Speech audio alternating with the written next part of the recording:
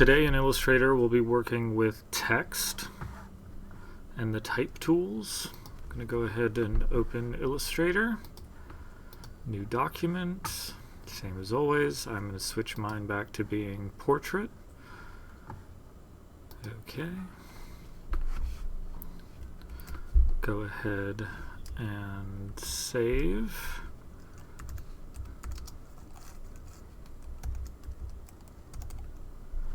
My file so I can see what's going on. Now every time I hit Command S, we're good to go, just like last time. Command R brings up my rulers. Go ahead and put those rulers up.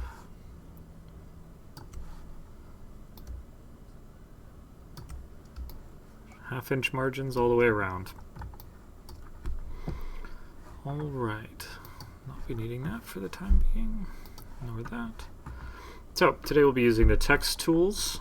This is a new kind of tool, mainly because it remains editable. Once we alter the text into shapes, then it's going to be very much exactly like all the stuff we've done so far, which is nice. That's one of the things that makes Illustrator really, really powerful, is almost everything can be converted down to vector, and then you can edit those vectors however you like. So our text tool, this large T over here, type tool, sorry. Now, we have a cursor. This looks like our cursor in Word. The difference is that this is not just going to give me a blinking cursor up here in the corner.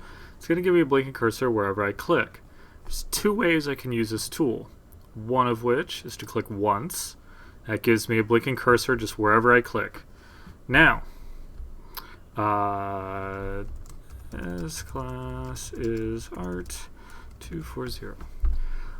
No matter how much I type, this line will actually just keep going out to the right side.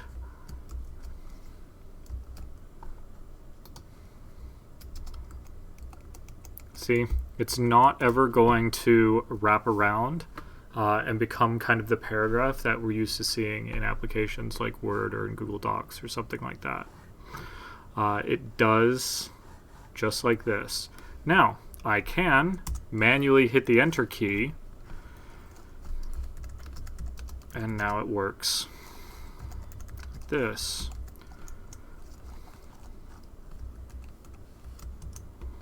And we can manually create our box. The problem with this, it doesn't automatically fit whatever we are doing. I can select this, I can move this just like a normal object. Now, I have the ability to scale this object. When I scale it, what happens? It's going to stretch my text. Let me zoom in on that just so you can see what that did. That is stretched type. One thing that we don't do to people is we do not stretch them. An image of a person that's been stretched to make them look too tall or too fat looks really strange. It does not look right at all. The same thing is with text. Any text, do not stretch it. It's very obviously stretched and it looks awful. We do not stretch text in this class. Now, we can, that's clicking once, gives me that ability, right?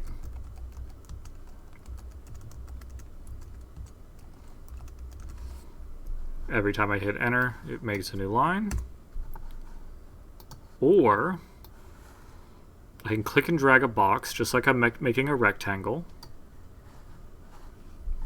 And now what I'm going to do is I'm going to go get some type from the internet.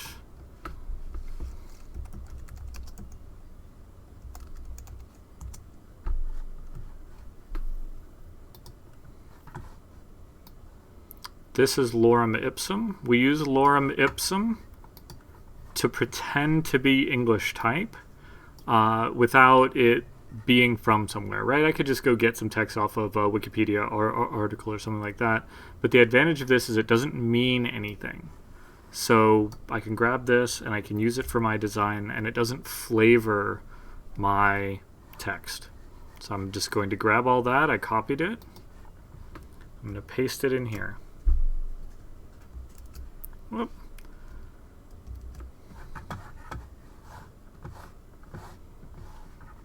this is a problem of switching between operating systems.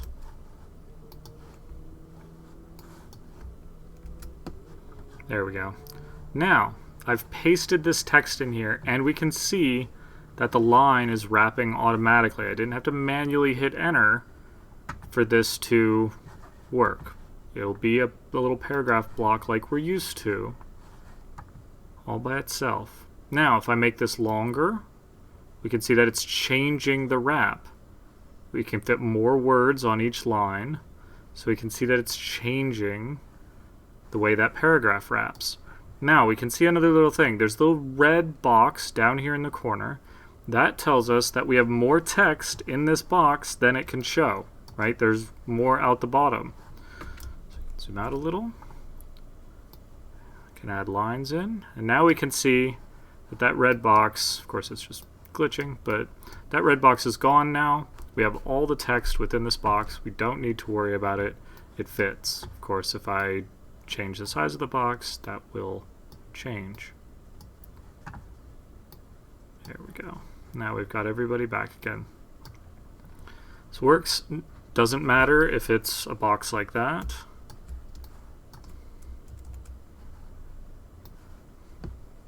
Or a box like that. If we have a bunch of empty space, that's completely fine. There's no need to be frugal with this. It will work either way just fine. What I'd like to do now is start to work on the individual parts of this text. I'm going to leave one of these. Now, this is the way that text looks usually in something like Microsoft Office. We have some options with our little paragraph friend up here.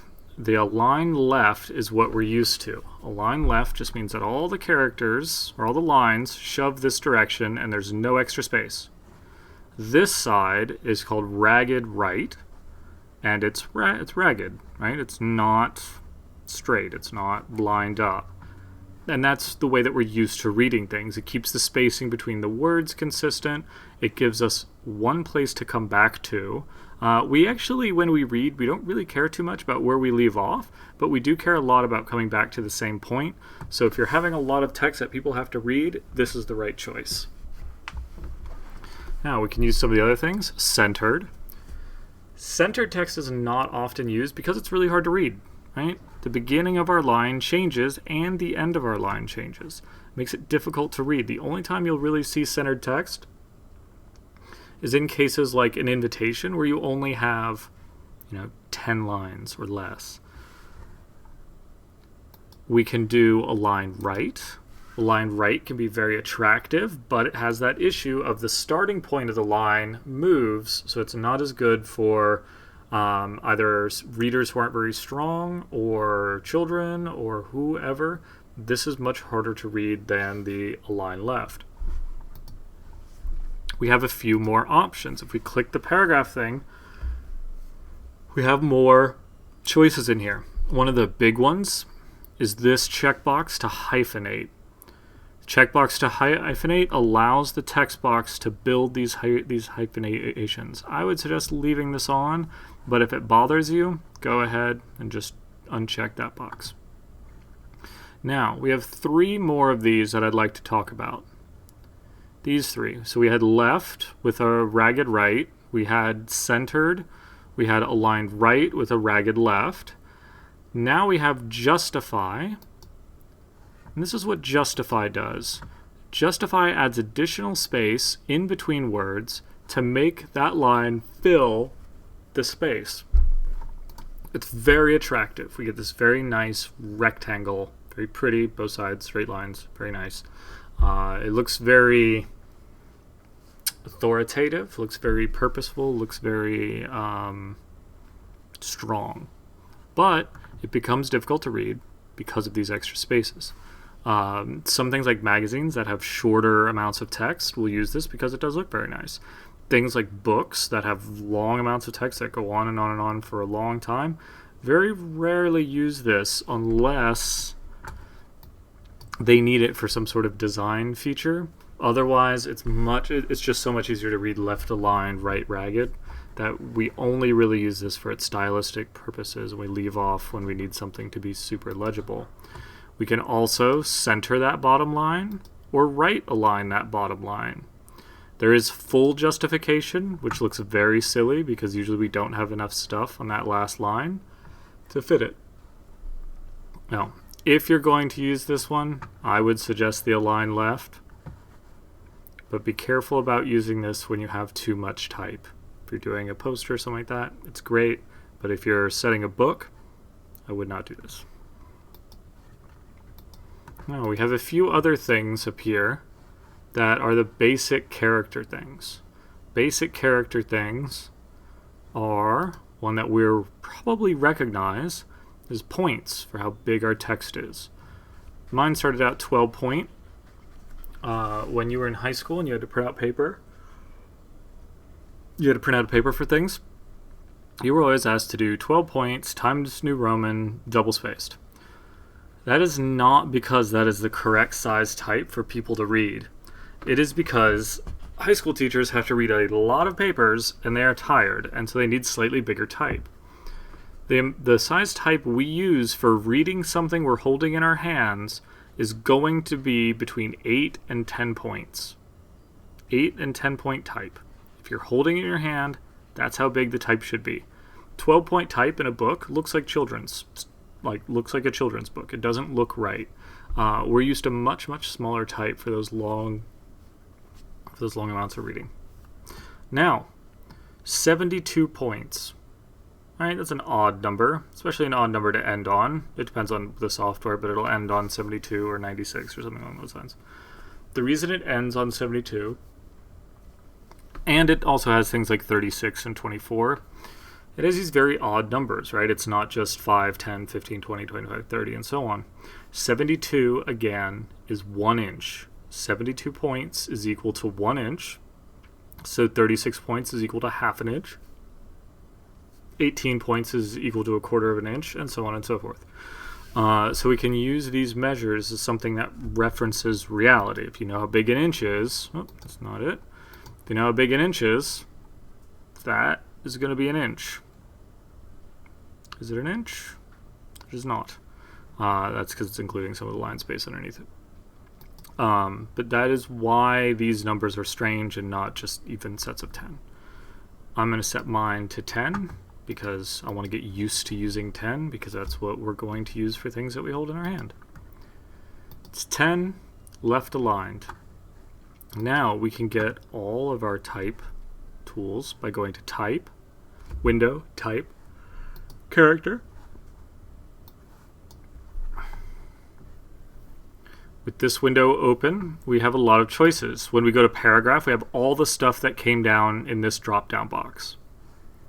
All the stuff that came down in that drop-down box, we now have it as a little window. Character is the other thing we're going to be playing with.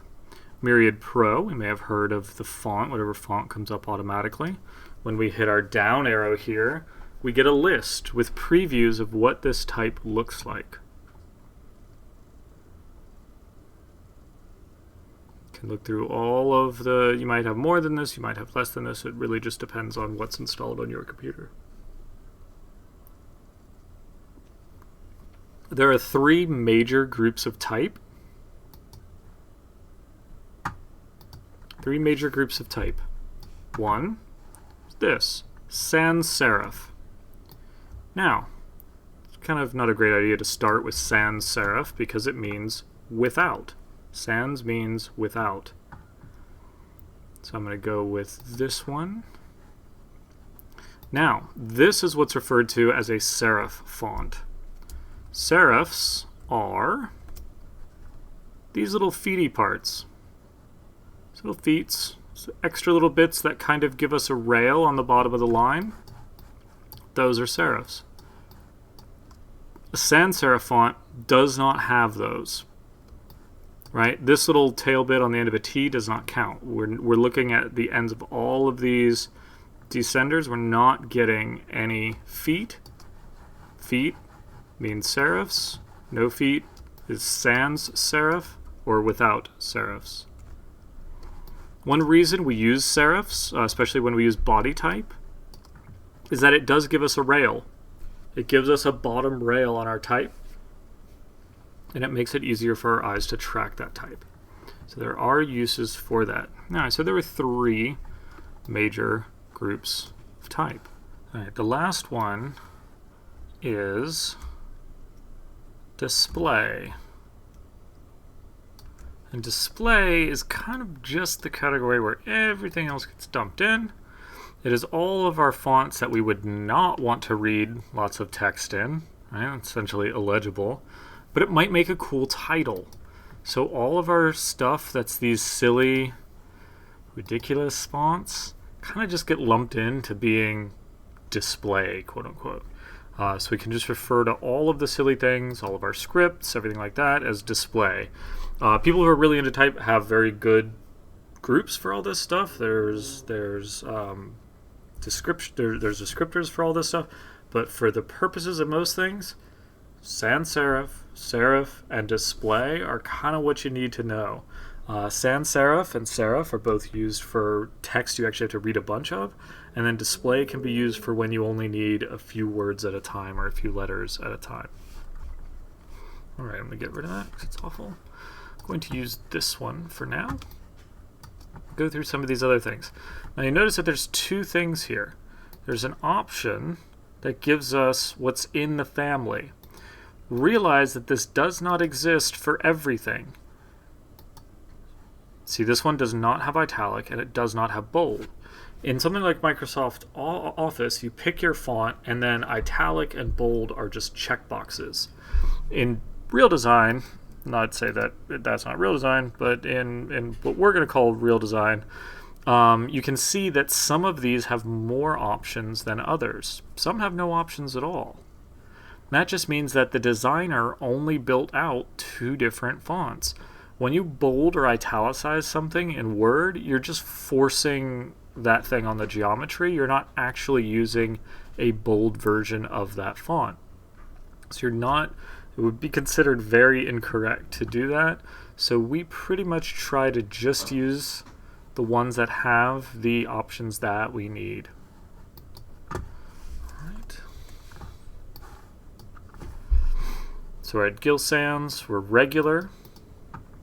See that Gil Sans has lots of options. We're at 10 points, but now we have other options. You can see this size of the little T. Yeah, that makes sense. That's the size of our type. Now, we have this one here. A on top, A on bottom, 2 lines, and then there are these arrows in between. And what those arrows indicate is that this is the distance from the bottom line of one letter to the bottom line of the letter on the next line. It is the distance from here to here. You can actually see these blue lines. That is this distance. It will automatically set that. You can just hit auto, or if you don't mess with it, it'll just automatically do it, and it'll be about this size. If I remember right, this is about a 1.15 in line spacing. So if you set like a double spaced in Word, this would be the equivalent of about a 1.15. But we can manually set this. So what if we set 10 points? Well, 10 points is going to get our letters much closer together. And we can keep messing with this. Just see if we can get something interesting. Well, now I have problems, right? My letters are on top of each other. If I go down to 7 points, we're getting lots of touching. If I set it too big, well, now it looks like line, and then a pause maybe, and then the next line. That doesn't really look great either. If we set auto, again, it'll reset us to 12 points, which again is very, very close to 1.12, 1.15, I'm sorry. If we want it a little tighter, right, we can set it a little tighter. I'm going to leave it alone. We're going to try this. Now, this is the kerning between 2 characters. I would like you to leave this one alone for purposes of this class. When you get on into typography, you can mess with this one. The one we're going to play with is this. And this is tracking.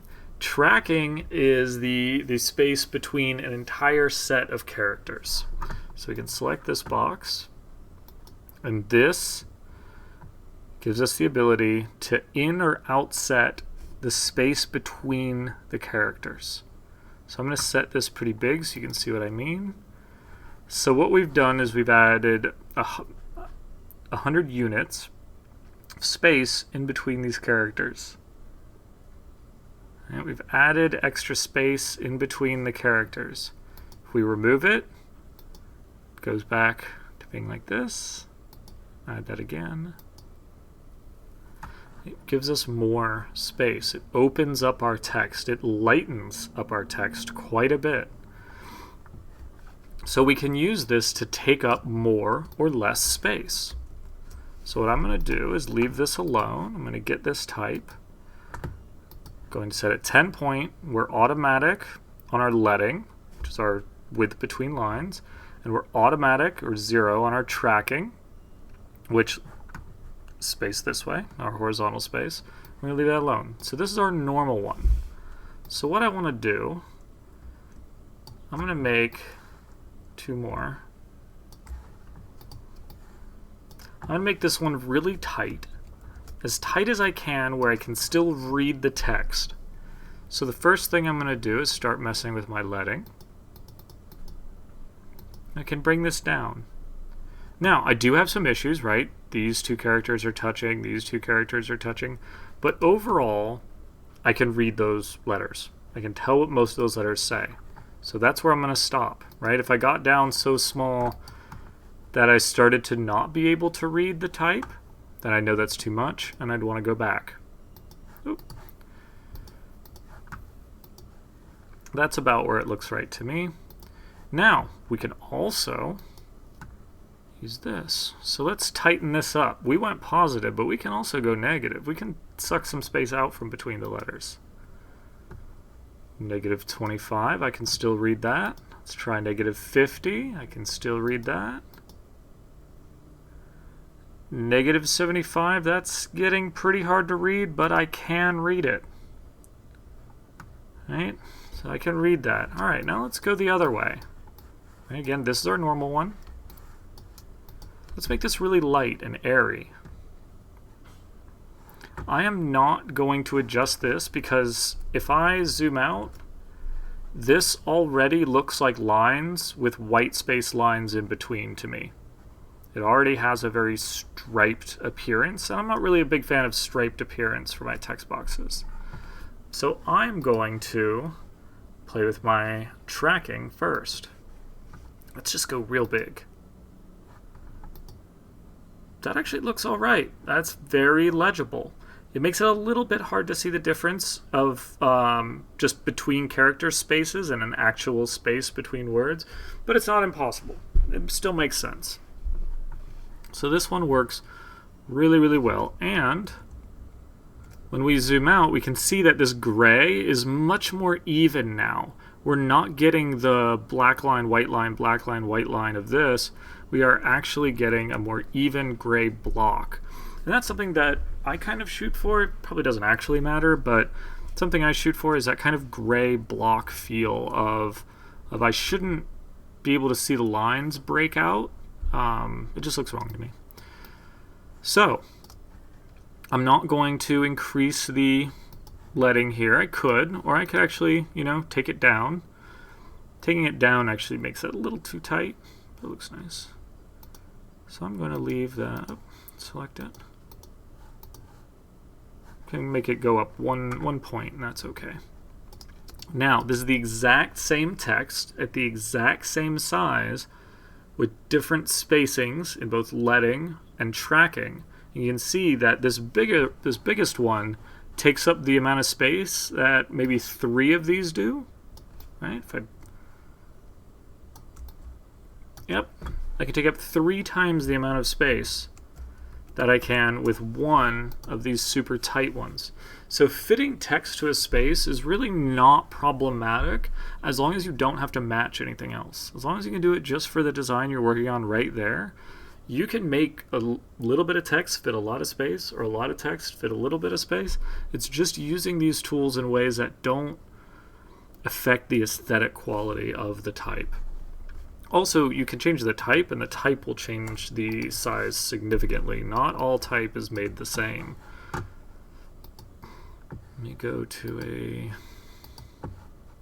we can see that this Georgia serif type, this Georgia serif type takes up quite a bit more space for the same type size, same settings and everything that this one does. Oh, actually, yeah. So by changing the font, we can actually change the length of our document. We can change the amount of space it takes up.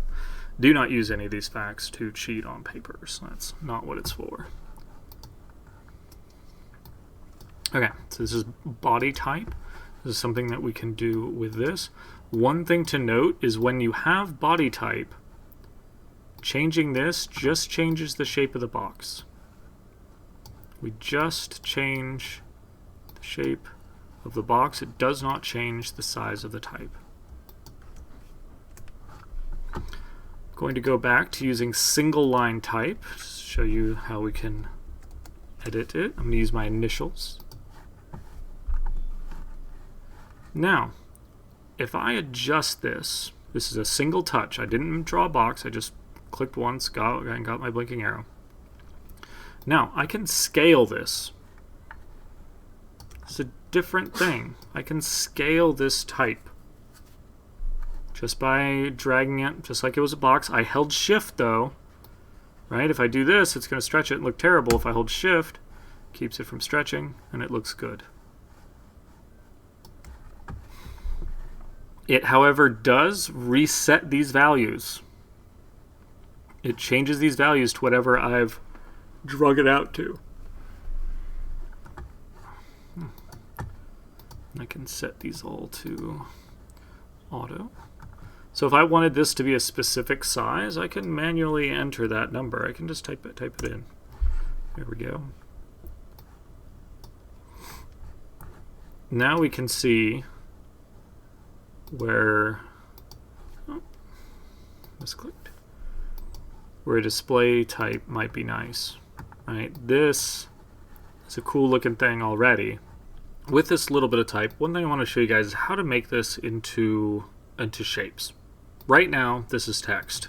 If I click off, click back on, double click, I get selectable box of text, just like any other selectable box of text.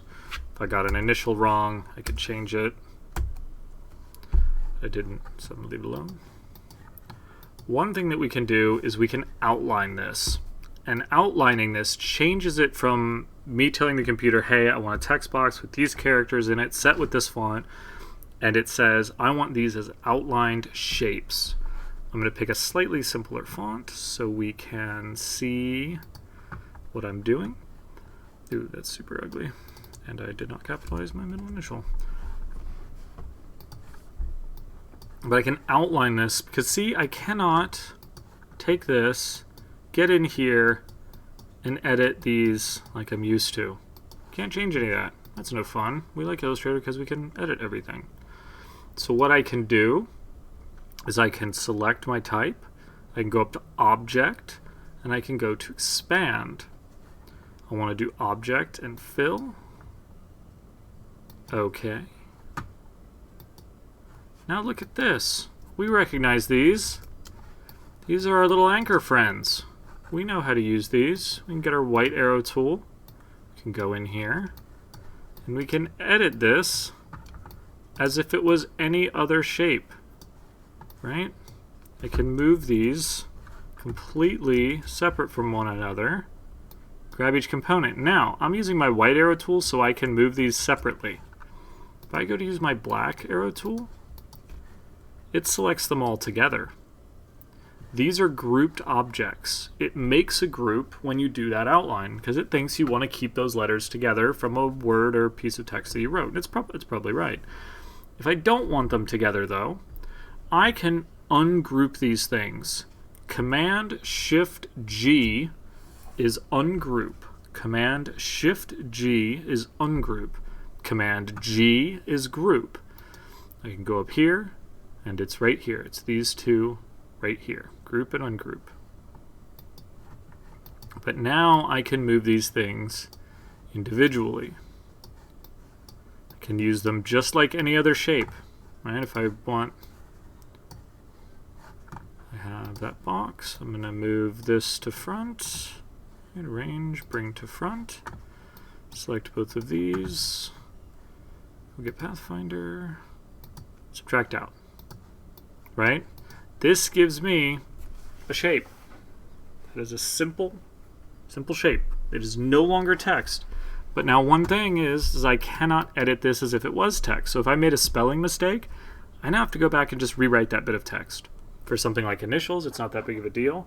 But realize if you outline large blocks of text, you will come up with issues where you've spelled something wrong or you've made a grammatical error and you have to fix it and you have to redo that whole block of type. That's okay. Just be aware that's something that you need to kind of keep an eye out for.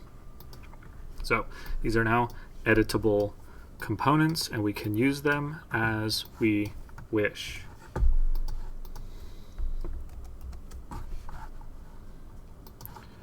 Get out a few more.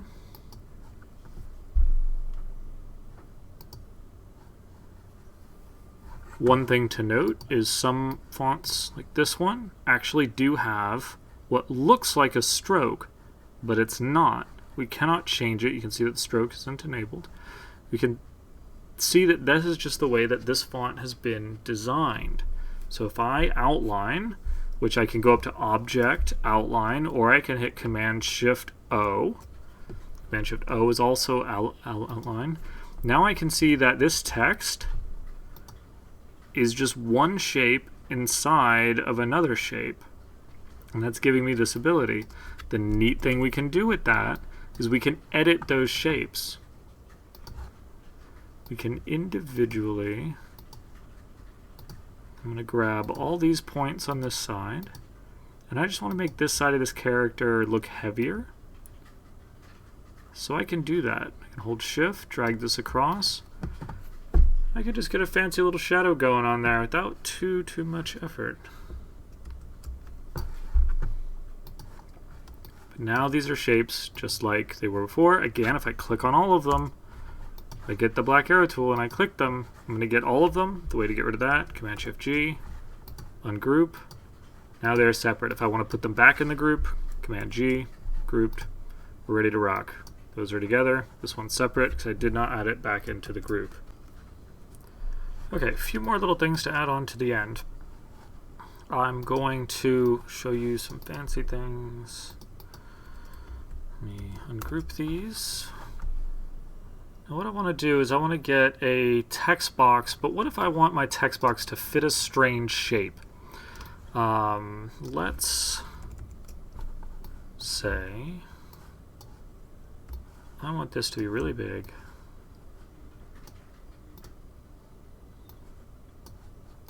I don't want a text box, let's say, to fit in this shape here. What I'm going to do is I'm going to draw myself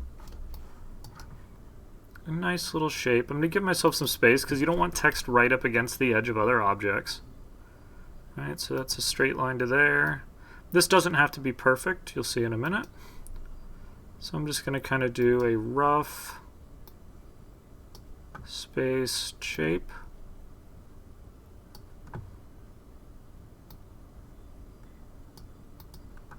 Yep, it can be pretty rough. It doesn't have to be perfect, but that's the shape that I want to throw some type into. So with the type tool, I can click and hold, and for the purpose of this class, I do not want you guys using type on a path, vertical type tool, vertical area type tool, or vertical type on a path tool. These last four, do not want you playing with these. New designers use these for evil, not for good. You guys are going to use this and then modify it afterwards, or you're going to use this area type tool that I'm about to show you. So area type tool, you can select any shape. Why do you think you're compound? There it goes. Don't know what that was about, but there's our text box. Now I'm going to paste in that text I was using before. There we go. And I'm going to make this a little smaller and a little denser, a little more dense. Let's go with, there we go. Now you can see that it is fitting this type into this shape. But you can see it doesn't really fit this right side, right? it just fits the left side. Well, why would that be? Oh, well, that's because we have this paragraph up here, right? We've told it we want it to align left. If I care more about this shape here, then this might be an instance where I use the align right. Right? That looks kind of nice. Well, let's see if we have. Let's see what that does. Ugh. You get all these big white spaces in the middle. That's no good at all. It looks strange. It's pretty on the outside, but it is not pretty in our text. And legibility in text is important, so I'm going to leave that alone. Use it like that. See how that fits that text in there? I don't need to add in a bunch of spaces or anything like that. I can just do this. Now, with this, I can also change this shape. I can grab any of these points, and that text will go with it. Right? So I can edit this afterwards. So if I realize, you know, oh no, I've put the first few letters of all of these things in here, that's okay. We can fix that. Oop, or we can break it. We can fix it just the way we would fix any other shape, and we're good to go. We can also use Pathfinder before and after these. It all works. So leave that alone. It's a nice little tool that gives us the ability to fit text to a shape. Now what I want to work on is some of the transform tools and some of the things you might want to use to modify type as we go into doing logos. I'm going to get my type tool. I'm going to use my initials again. It's just easy. Not that font. Let's find something cool.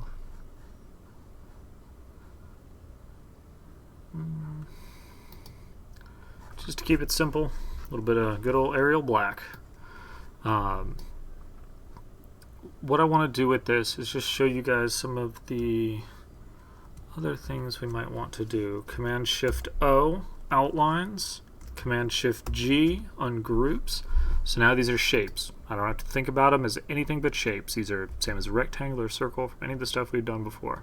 I just want to show you some of the other toys we got. So, one of the big ones, and I think one of the ones that ends up being strangely important, is the ability to offset a shape. The ability to offset this shape. So what I'm going to do is come in, get close, so you can see what's going on. And I'm going to path, offset path. Now one issue with this is you do kind of have to know how much you want, but you do get this preview box. So I can see that a 1/4 inch is that big up here on this ruler. So an 1/8 inch is that big. So if I just want to make this a little fat, I want a 1/16 of an inch. And a 1/16 of an inch done in my head is 0.62 something, or 0.062 something.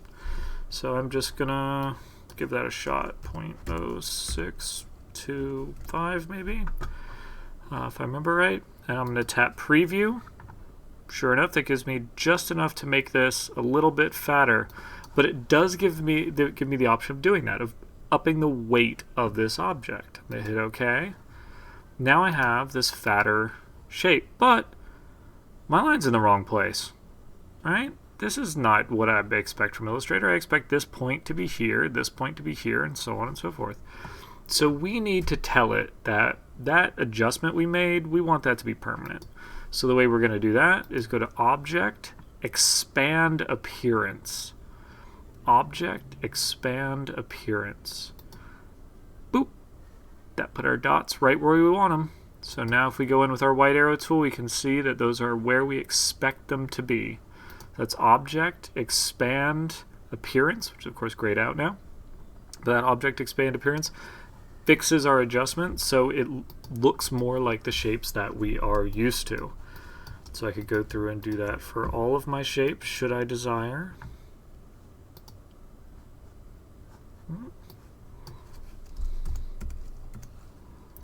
And while I knew this measurement, you could just hit preview and then just try other stuff until you're happy, right? Just make up numbers, check the preview box, see if that's what you want. If it is, then you're good to go. If it's not, try something else until you find a number that makes you happy.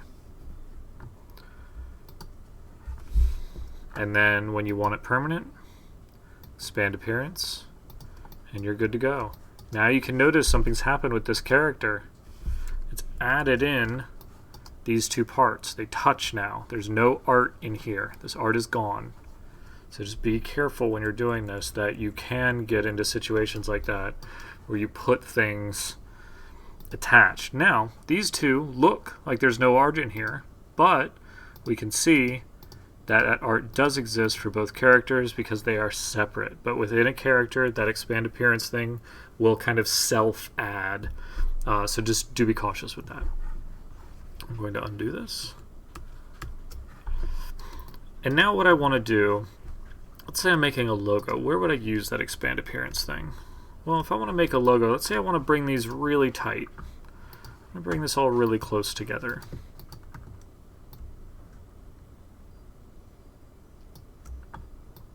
Let's back that off a little. Let's bring them about the same amount apart. Like it's a little hard to read. Well, what if I trick it? What if we do, and I'm not going to need this for this particular trick, is I can do, select both of those, effect, path, offset path. I'm going to do 0.05, a little bit less.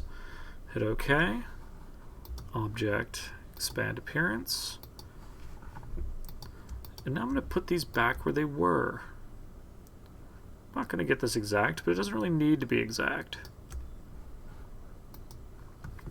So now, let me put these like this so I can see what I'm doing. This is still a little hard to see. Let me actually, might be easier if instead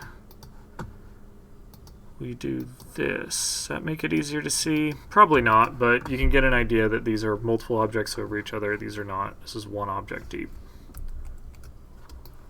So now one thing I can do is I want this shape, I want this M here, and this G to look separate. I don't want them touching. So I can use this expanded one against this G. I can select both of these, and I can Pathfinder that negative. And now with the W, I want the big one, and I want to Pathfinder it against this M.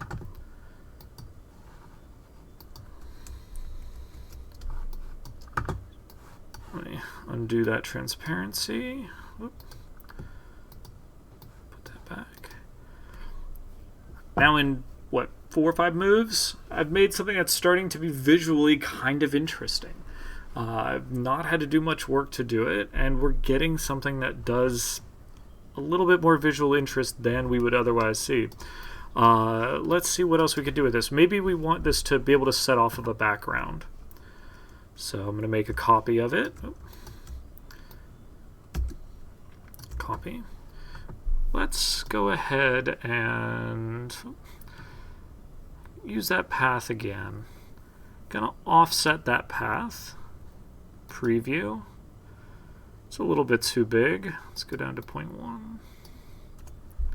Okay. All right. Object. Expand appearance. So now we just have these large shapes. Now we got some, what I will refer to as goobers in our art. We have these interior components that I don't really like. So what we're going to do, I'm going to move these away from this because I like this and I don't want it to be broken. So we're going to look at this and I can see that there are problems here. I have these two. Everything else looks clean. Zoom in.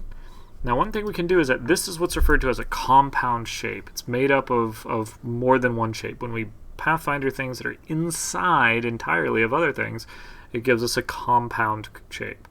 So what I can do with compound shapes, I can click this, tap delete on my keyboard, tap delete again, and that compound shape is gone. I'll do that again right here.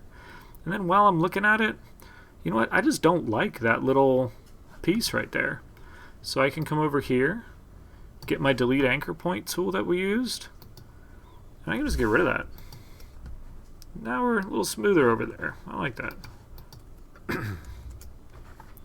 Now we have these shapes. Let's get a different color going on.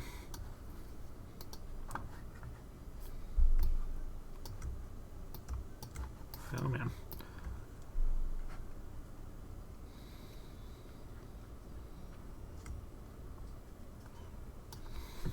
Oh, what's the problem? This is on top of our other text.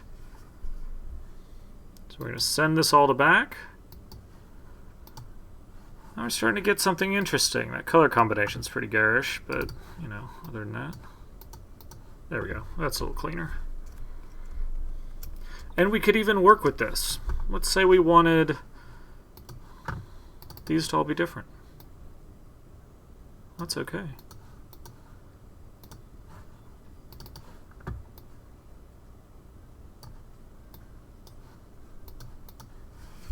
You can start to make stuff that gets a little bit interesting. And we can change this, right? We can see that this shape has art that goes behind this yellow. If I don't like the fact that this yellow is touching my M right there, that's okay. I can just bring this forward. Range, bring forward. Brings it forward. But now it's inside this G. And what I could do is I could go in here and we could use our combination of tools to cut this back and fit it. I don't really think it's worth my time. I'm not going to mess with it. I liked it when they were all that blue color. But we can use this for these sorts of things. I could also offset this further. Should I want? What does it look like if I line it up with the top edge of that? Well, it starts to look a little bit like a drop shadow. It starts to give me something going on with that. We could also recenter this.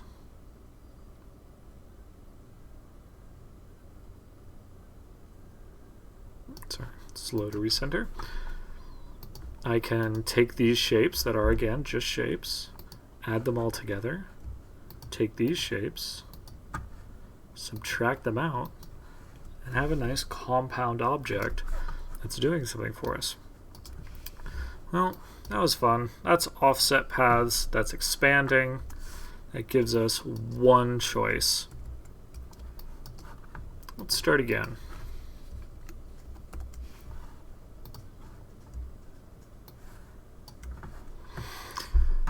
Sometimes we want to use some of the transforms that are more than just scaling or rotating with these edges or something like that.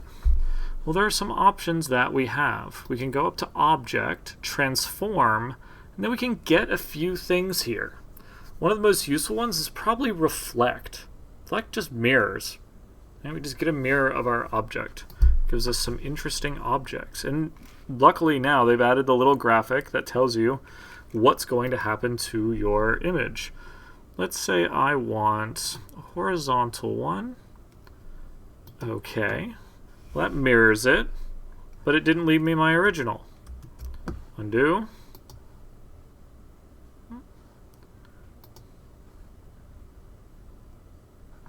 Instead of hitting OK, we can tap Copy, and it will give us a copy. Of course, I forgot to hit the other way, so we can manually align this.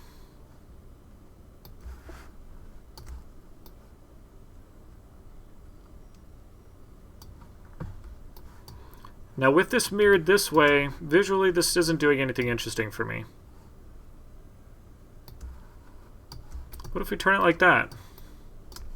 That might be starting to do something, right? This is still text. I'm going to go ahead and make it objects because I just want to mess with it as shapes. That was a Command-Shift-O and Command-Shift-G to give me just shapes. Now I'm going to move these up.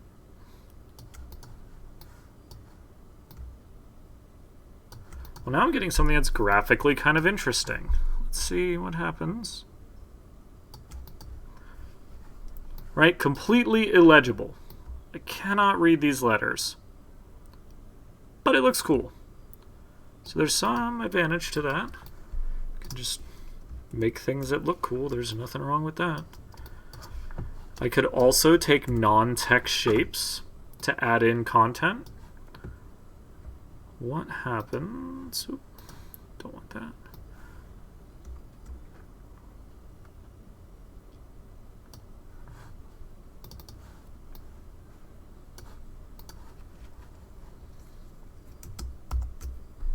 I did a send to back.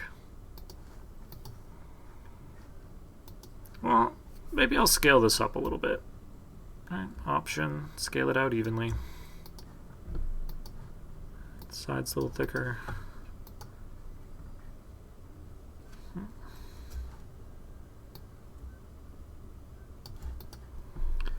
that's starting to make kind of an interesting object without, again, too much effort. A lot of this stuff is we want to just cycle through as many options as we can and just kind of catch the interesting stuff as we go past it.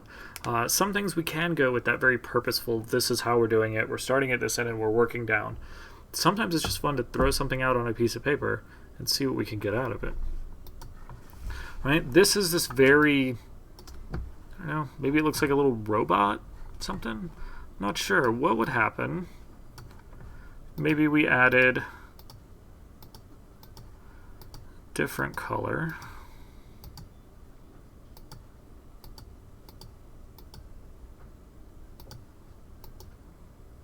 And if you notice, that shape is not very good. That's all right, because we're going to take that.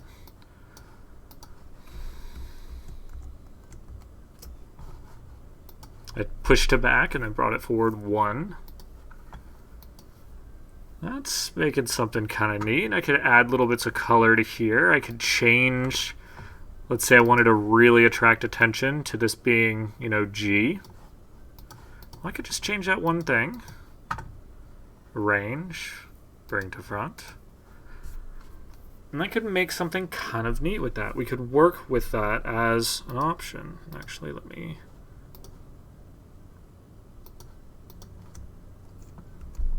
This is going to look better the other way.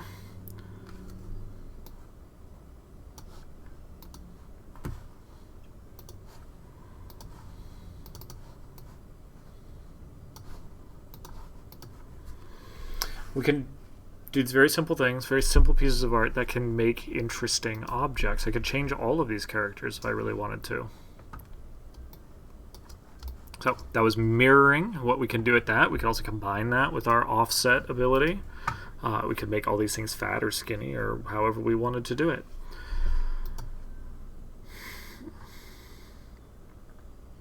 It's all right.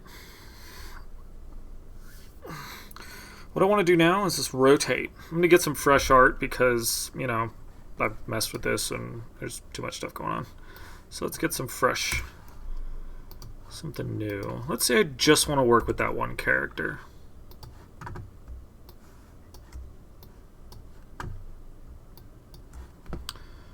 Something a little fancy. No, not the right kind of fancy. Let's see what we got. Brush script.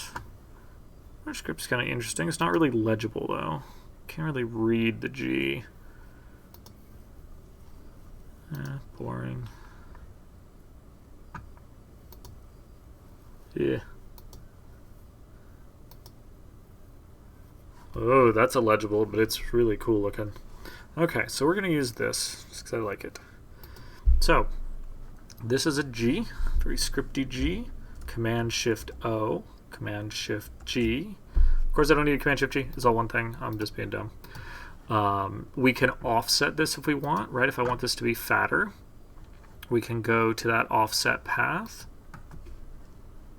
Preview. What if we do a 0.01? Fatten it up just that little bit more. We could. I'm not really going to. I think it looks fine just the way it is. We'll leave it alone. Now what we can do is we can rotate. One of those things we could do was rotate. We can do it like this. We can also tap R on the keyboard and get this rotate tool. This is my preferred way. We get our rotate tool. That gives us a cursor. That cursor gives us a center point of our rotation. So I can click and I can rotate this guy. If I hold shift, it will snap it to 45-degree increments. If I don't hold shift, it gives me a smooth rotation. But now watch this. If I do, let's just say that, right? That moved it. But what if I do this and I hold option? That gives me a duplicate. Now, if I hit Command D as in dog on my keyboard, it redoes that. It continues to do the last action I did over and over and over again. So this can be used to make very interesting pieces of art. Of course, if you look, when I got back to the beginning of my circle, it did not overlap. And that's okay. That's because I did not define that rotation as some subsect of a circle. I just arbitrarily picked it, but it's close enough that most people wouldn't notice that this is slightly less of a gap than that is. This gives us some very interesting options. It gives the options to make interesting things out of simpler shapes. You can do it with let's do a simpler character. Let's see what an M does. Simple M. Yeah, that'll do. Command-Shift-O. Tap R to get the R tool. Let's do this from maybe right there. Drag this around. What do I want? Let's say I want the bottom of the M's to intersect like that. Option. And drop. And Command D, D, D. Now I might not want to finish this, right? Because finishing this shows me that that isn't going to subsect that circle. That's fine. So these are all objects. I can just delete them as I want them. But what if I want something that maybe looks like a little crown? Right? Something that looks crazy, little crown shape or little fuzziness. It's very simple to make out of those objects and uses the character that I want to use for the purposes of the project. Again, we can take this, we can add in whatever else we want.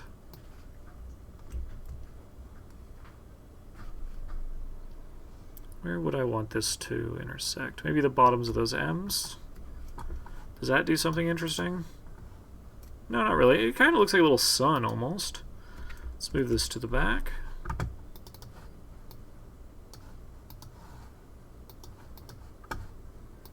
Does that do something interesting? Well, it's not bad. What if we get...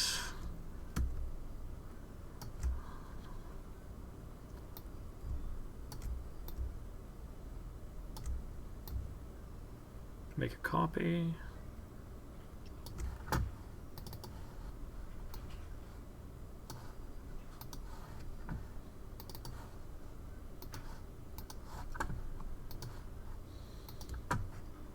We can start making interesting things. Of course, I don't have any real goal here, so this is all just me screwing around with letters. But this we can use to say, all right, well, if I'm doing something for a record company, right, I want to think about those shapes, right? Things spin around, things move like that, or if making wheels for cars, something like that, I want to do something like this that has that spin to it. If I'm doing something with food, what shapes are those? If I'm doing a bookstore, what shapes are those?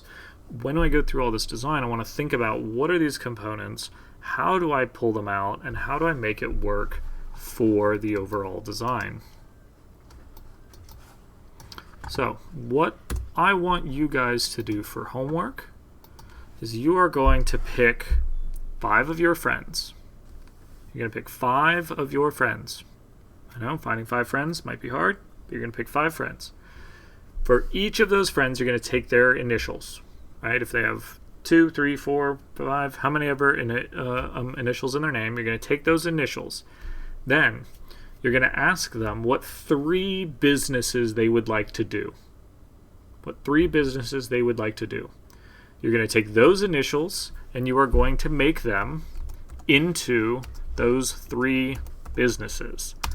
So I would take my friend's initials, figure out what I'm working with, and let's say that they want to be a musician, they want to own a restaurant, and they want to sell cars, right? How do I use their initials to make 3 logos that give me the feeling of those businesses, industries, jobs, hobbies, whatever. Whatever works for you works for me. And remember, all the shape tools we have, you can use the pen tool, anything you want to use to go with that. But I really want you to consider, how do you use the type to the best of its ability? One thing to be really cautious with this, especially because you guys are new, is